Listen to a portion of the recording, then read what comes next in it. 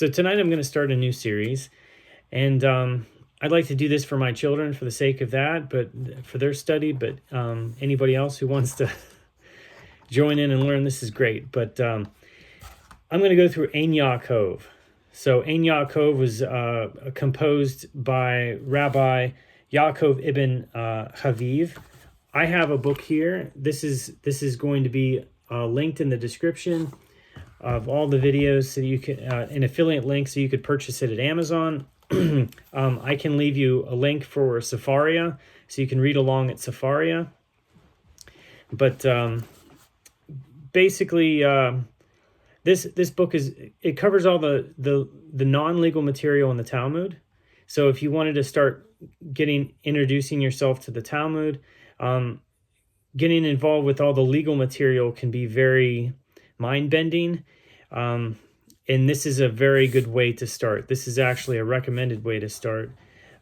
So the history of this book, it actually was published under a couple names. So it was originally published as Ein Yaakov, and then whenever the censors got a hold of books and they were starting to burn books, they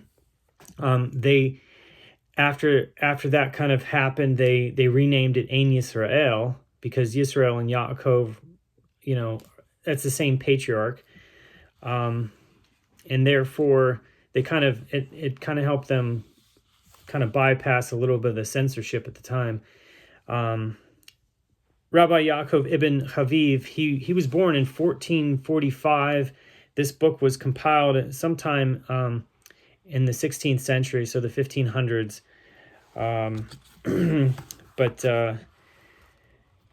So it covers the non-legal material in the Talmud is called Agadah in Hebrew and Agadatah in Aramaic. And I recommend that if you get this book from Amazon, they don't have this stuff on Sefaria, but to go through the introduction and any of the preface and anything like that, it would be very useful to read through. There's actually, this book in specific has an essay written by Rabbi Avraham, the son of the Rambam, so Maimonides. He has a section here where he wrote some material regarding all of this, and he details how his father wanted to write a book like this, but he never. He determined that it was probably best not to at the time, and he actually cites a scriptural passage for that. But so, what is Agadah? There's three categories. One is homiletical interpretations of Scripture. The second is ethical teachings and historical records. And then the third would be metaphysical concepts and mystical concepts.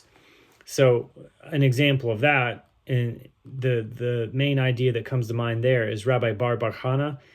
He is noted for a series of stories, and they're very mystical, and it's like every detail of those stories are teaching some sort of lesson. And there's massive books written on the few stories that he composed. And as a matter of fact, Rabbi Nachman of Breslov, many of his lessons in Likutei Moharan are based on the stories of Rabbi Bar Bar Chana. So, I mean, his series is just, volumes, hundreds of lessons.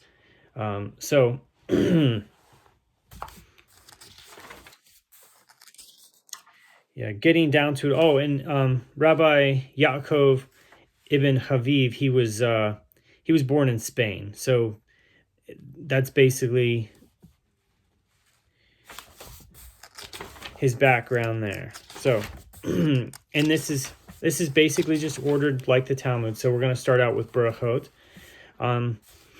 And just as Berachot starts out, it talks about the Shema and when it's said. So the time for the Shema of the evening. So from what time may a person begin to recite the Shema of the evening?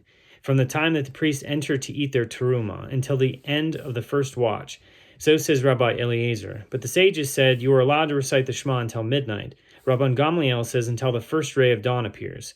It happened one day that the sons of Rabban Gamliel came home late at night from a wedding feast and told him that they had not yet recited the evening Shema. He replied, "If dawn is not yet broke, you must still recite it." Rabban Gamliel continued, "The Shema is not the only case that the sages permit something only until midnight, although they really hold that its time extends until dawn. But as a general rule, whatever the sages say until midnight, the mitzvah may be performed until the break of dawn. The mitzvah of burning the fat and the pieces of the sacrifice at the altar must be performed until the break of dawn. Similarly, all the offerings that must be eaten on the day that they were brought, such as thanksgiving offerings, sin offerings, and guilt offerings, must be eaten before the break of dawn of the next day." So the Gemara asks, if the sages hold that the Shema may be recited until dawn, why did they say that it may be recited only until midnight? The Gemara answers, in order to keep a person away from transgression, because he may procrastinate, sleep the whole night, and miss saying the Shema. The Gemara asks, let's see, when do priests enter to eat the teruma?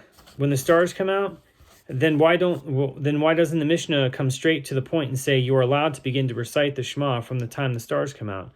The Gemara answers, the Mishnah uses this warning, associating the Shema with the eating of teruma, in order to teach us something in passing, that a priest is allowed to eat teruma as soon as the stars appear, and he does not have to wait until he has brought his compulsory forgiveness offering on the next day. And because the fact that he did not yet bring the forgiveness offering does not disqualify him from eating teruma.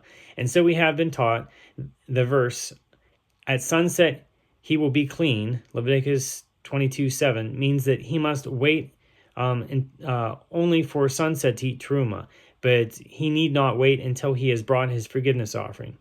Rabbi Yoshi said, twilight is like the blink of an eye. The moment the evening comes, the day is gone. It is impossible to fix its exact time.